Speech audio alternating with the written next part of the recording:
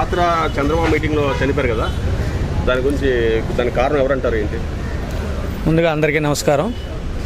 ఏదేమైనా మరి 40 సంవత్సరాల అనుభవం ఉన్నటువంటి తెలుగుదేశం పార్టీ అధినేత అయినటువంటి చంద్రబాబు నాయుడు గారు మరి ఈ అనుభవం అంతా ఎక్కడ పెట్టారో తెలియదు. ఈవేళ రాష్ట్ర ప్రజలందరూ కూడా జగన్మోహన్ రెడ్డి గారి నాయకత్వంలో సుస్థిరమైన పాలన కొనసాగిస్తున్నప్పుడు ప్రజలందరూ కూడా బ్రహ్మరథం పట్టి ఇలాంటి ముఖ్యమంత్రిని మరలా చేసుకుంటే పేదవాడి జీవితాలు బాగుంటాయని బ్రహ్మరథం పడుతుంటే ఈవేళ చంద్రబాబు నాయుడు తగుదునమ్మని చెప్పేసి ఈవేళ ఆయన కూడా వయసుని పక్కన పెట్టి కేవలం ప్రజల ప్రాణాలతో చెలగాటవాడడం ఆయనకు అలవాటైపోయింది. ఎందుకంటే ఇదివరకు కూడా 2014లో గోదావరిలో దీపారాధనను పెట్టుకుని సినిమా షూటింగ్లకు తీసి ఆ వేళ కొంతమంది జీవితాలని ప్రాణాలు కూడా పోయినా జరిగిన పట్టించుకోకుండా ఆ వేళ చేశాడు. మరి ఏది ఏమైనా చంద్రబాబు నాయుడు చేసేది పేదవాడు ప్రాణాన్ని కేవలం 10 రూపాయలతో ముడిగడుతున్నాడు. ఈవేళ అక్కడ 8 మంది నిన్న తొక్కిసలాట్లో చనిపోతే ఈవేళ నీ యొక్క పాదయాత్ర చేసుకోవడానికి నీ యొక్క ప్రజాపాలన షూటింగ్ కోసం ఈవేళ పేదవాళ్ళందరినీ కూడా ఒక ఇరుకు సందులో పెట్టి నీకు జనాలు కనబడాలని చెప్పేసి ఒక దృక్పథంతో ఈవేళ పేదవాడి జీవితాలు నాశనం చేశావు. ఆ కుటుంబాలన్నీ కూడా ఈవేళ ఎంత ఇబ్బంది పడతాయో, రేపు రానున్న కాలంలో పిల్లలతో పాటు వాళ్ళు ఎన్ని ఇబ్బందులు పడతారో నీకు ఏమైనా అర్థమవుతుందా? ఈవేళ కేవలం వాళ్ళు చనిపోతే పేదవాడి ప్రాణానికి 10 లక్షల రూపాయలు విరాళంగా ఇచ్చి ఈవేళ దాన్ని ఒక తప్పుతో పట్టిస్తున్నావు. మరి మొన్న ఆ మధ్య పాలుమరు బర్నింగ్లో చనిపోతే జగన్మోహన్ రెడ్డి గారు ఎంతో సహృదంతో ₹1 కోటి ప్రకటించి ఇంకా ఏమైనా కష్టం వస్తే నేను ఉన్నానని చెప్తే ఆ వేళ నువ్వు ఎగతాళి చేశావు. పేదవాడి ప్రాణాన్ని ₹1 కోటితో నువ్వు తలతుడుచుకుంటావా? ఈవేళ జీవితాలు ఏమైపోతాయని చెప్పేసి నువ్వే మాట్లాడినటువంటి వ్యక్తివి ఈవేళ నువ్వు బుర్రతో చేస్తున్నావో ఏం చేస్తున్నావో మతి భ్రమించేస్తున్నావో తెలియట్లేదు చంద్రబాబు నాయుడు గారు. మీ వయసు మీ అనుభవం అంతా కూడా వీళ్ళ పేదవాడి జీవితాలను నాశనం చేయడానికి పెట్టుకున్నారు. ఈవేళ ఎలక్షన్లు ఇంకా సంవత్సరన్నర కాలం ఉంటుండగా నువ్వు ఈవేళ తగుదనమ్మని చెప్పేసి వీధులంట కనీసం 10 మంది వెళ్ళే సందు కూడా ఈవేళ నువ్వు ప్రచారానికి వాడుతున్నావు. అది ఎంత తప్పు? వీళ్ళ ప్రభుత్వం కూడా పేదవాడి పట్ల ఎప్పుడూ కూడా సురక్షితమైన పరిపాలన అందించాలని చెప్పేసి ఆ వేళ జగన్మోహన్ రెడ్డి గారు లక్షల జనాలతో పాదయాత్ర చేసినా జరిగిన ఎక్కడా కూడా ఒక ప్రాణాంతమైన సంఘటన కూడా వాడు జరగలేదు. మరి అంత జన సమూహంతో చేసినటువంటి పాదయాత్ర కన్నా నువ్వు నిన్న చేసినటువంటి కనీసం 2000 మందితో పాదయాత్ర చేసి 8 మందిని బలికొన్నావు. ఇంకా ఎంతమంది ప్రాణాలు పోతాయో తెలియదు, హాస్పిటల్లో ఉన్నారు. చంద్రబాబు నాయుడు నీకేదైనా మతి భ్రమించింది? ప్రజల ప్రాణాలంటే నీకేమీ కాదు. తెలుగుదేశం పార్టీ అంటే పేదవాడు ప్రాణాలు తీయడానికే పెట్టుకున్నారు. ఆ వేళ గోదావరి పుష్కరాల్లో కూడా నువ్వు 23 మందిని బలి తీసుకున్నావు. ఈ వేళ నిన్న జరిగినటువంటి సంఘటన ఒక పేదవాడు కడుపు ఉసురు పెట్టడానికి నువ్వు ఎంత దుర్మార్గమైన పనులైనా చేయడానికి సిద్ధంగా ఉన్నావు. ఇప్పటికన్నా బుర్ర తెలుసుకొని బుద్ధి తెచ్చుకొని పేదవాడంటే కేవలం చావుకు 10 లక్షలు 20 లక్షలు ఇచ్చి చేతులు దులుపుకోవడం కాదు. ఈవేళ కుటుంబాలు నువ్వు ₹1 కోటి ఇచ్చి ఆదుకుంటే తప్ప వాళ్ళ భార్య పిల్లలతో వాళ్ళు మళ్ళా జీవితాన్ని కొనసాగించాలంటే ఈవేళ జగన్మోహన్ రెడ్డి గారు ఆ యొక్క పాలన కోసం, ఈ రాష్ట్ర ప్రజల పాలన కోసం ఆయన ఎక్కడికెళ్ళా బ్రహ్మరథం పట్టినా జరే కానీ ప్రజలు బాధపడకూడదు, పేదవాడు ఎక్కడా కూడా అనారోగ్యంతో కానీ ఇబ్బంది పడకూడదనే ఉద్దేశంతో ఈవేళ ఎక్కడా కూడా ఆయన ప్రజల్ని ఇబ్బంది పెట్టకుండా కార్యక్రమాలు చేస్తుంటే ఈవేళ నువ్వు ప్రతిపక్షంలో ఉండి పేదవాడి జీవితాలతో ఆడుకుంటున్నావు. ఖబర్దార్ చంద్రబాబు, నిన్న జరిగిన సంఘటనకి నువ్వు తగిన మూల్యం చెల్లించుకుంటావు. రేపు రాబోయే రోజుల్లో ఇదే సంఘటన ఈ రాష్ట్ర ప్రజలు చూసి అయ్యో ఈ తలకమాసినోడు ఈ రాష్ట్రంలోకి వస్తే పేదవాడి ప్రాణాలు తీస్తాడనే భయం ఈ రాష్ట్ర ప్రజలకు కలుగుతుందని చెప్పేసి తెలియజేస్తున్నాం. చంద్రబాబు మీద ఎటువంటి కేసులు పెట్టాలన్నా? సార్, ఏదైనా చంద్రబాబు నాయుడు అంటేనే 420.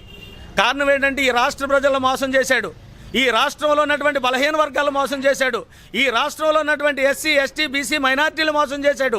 ఈవేళ ఈ రాష్ట్ర ప్రజల్ని సుస్థిరమైన పాలన అందిస్తున్నటువంటి జగన్మోహన్ రెడ్డి గారి మీద ఆయన చేసే పాలన చూసి వారవలేక ఈవేళ చంద్రబాబు నాయుడు మానసికమైనటువంటి రుగ్మతలతో బాధపడుతున్నాడు. ఈవేళ ఆయన్ని ఇమీడియట్గా నాన్ బెయిలబుల్ కేసు పెట్టి ఆయన్ని ఈవేళ జైల్లో పెట్టి రాబోయే రోజుల్లో తెలుగుదేశం పార్టీ నాయకులకు కూడా బుద్ధి వచ్చే విధంగా ఈవేళ అంత అనుభవం ఉండి 40 ఏళ్ళు పాలన చేసి ఒక ముఖ్యమంత్రిగా చేసి ఈవేళ అంత సందుల్లో నువ్వు పాదయాత్ర చేసి బలిగొన్న ప్రాణాలే. మరి ఆ 8 కుటుంబాలు కాదు, 8 కుటుంబాల వెనకాతలు దగ్గర 30-40 మంది కుటుంబాల జీవితాలు నాశనం అయిపోతున్నాయి. అందుచేత చంద్రబాబు నాయుడిని ఇమీడియట్గా 420 కేసు కింద పెట్టుకొని ఆయన 107 అటెంప్ట్ మర్డర్ కేసు కింద ఆయన్ని ఈవేళ జైల్లో పెట్టి ఆయన్ని మళ్ళా ఎంక్వైరీ చేసే వరకు కూడా బయట విడిచిపెడితే ఇంకా ఎన్నో మీటింగులు పెట్టి రాబోయే రోజుల్లో చాలామంది పేద ప్రజలు చనిపోయే అవకాశం ఉంది. కాబట్టి ఈయన బయట తిరగకుండా ప్రభుత్వం తగిన చర్యలు తీసుకోవాలని కోరుకుంటున్నాం.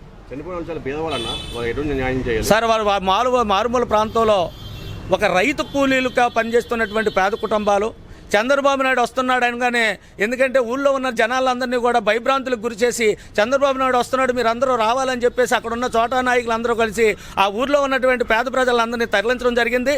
అక్కడ ఉన్నటువంటి రోడ్డు ఇరుకవడం వల్ల ఈ ఒకేసారి తొక్కిసలాడి చంద్రబాబు నాయుడు వాహనం ఎక్కడో ఒక దగ్గర పెట్టి మీటింగ్ పెట్టుకుని దిగెళ్ళిపోతే ఈవేళ ఈ సంఘటన జరగదు.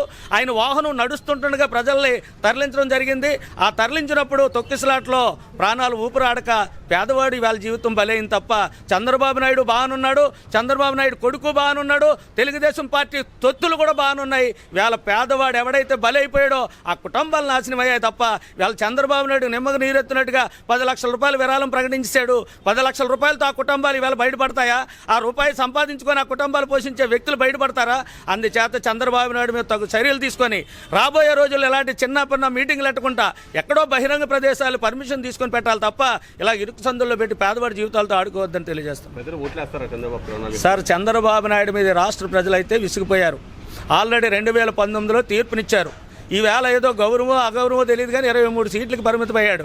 రేపు రాబోయే రోజులు ఎన్నికలు ఎప్పుడు వస్తాయని చెప్పేసి ఈవేళ ఈ రాష్ట్రంలో ఉన్నటువంటి ప్రజలందరూ ఎదురు చూస్తున్నారు. ఎందుకంటే ఈవేళ జగన్మోహన్ రెడ్డి గారి పాలన పేదవాడి పాలన. ఈవేళ డబ్బున్నవాడికి పేదవాడికి జరుగుతున్నటువంటి న్యాయానికి పాలన.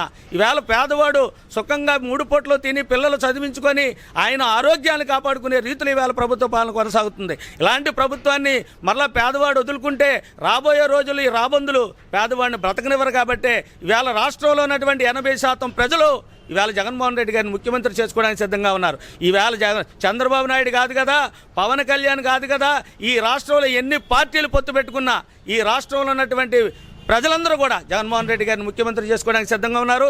రాబోయే రోజుల్లో జగన్మోహన్ రెడ్డి గారు ఏదైతే పిలిపించారో 175 నియోజకవర్గాలకి 175 నియోజకవర్గాలు కూడా ఈ రాష్ట్ర ముఖ్యమంత్రి జగన్మోహన్ రెడ్డి గారు కైవసం చేసుకోబోతున్నారు. అలాగే 25 పార్లమెంట్లు కూడా 25 కూడా వైఎస్ఆర్ పార్టీ కైవసం చేసుకోబోతుంది. మొన్న జరిగినటువంటి తప్పు 23 నియోజకవర్గాలు కూడా తెలుగుదేశం పార్టీకి డిపాజిట్లు కూడా దక్కకుండా రేపు వైఎస్ఆర్ పార్టీ బలమైనటువంటి పార్టీగా ఈ 175 కూడా అసెంబ్లీ స్థానాలు 25 పార్లమెంటు కూడా గెలుచుకొని ఈవేళ భారతదేశంలోనే అత్యధిక ప్రాంతీయ పార్టీ జగన్మోహన్ రెడ్డి గారు ఈ రాష్ట్ర నాయకులుగా ముందుకెళ్తారని చెప్పేసి తెలియజేస్తున్నాం.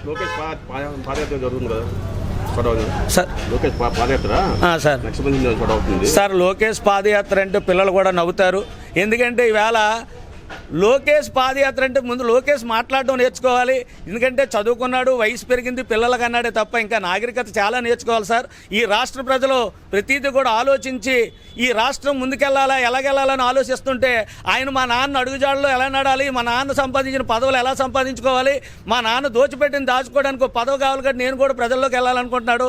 ఆయనకి జయంతులకి వర్ధంతులకి ఇంకా తేడా తెలియదు. అందుచేత రాష్ట్ర ప్రజల్లో రావాలనుకుంటే చంద్రబాబు నాయుడు కొడుకుగా వస్తాడేమో తప్ప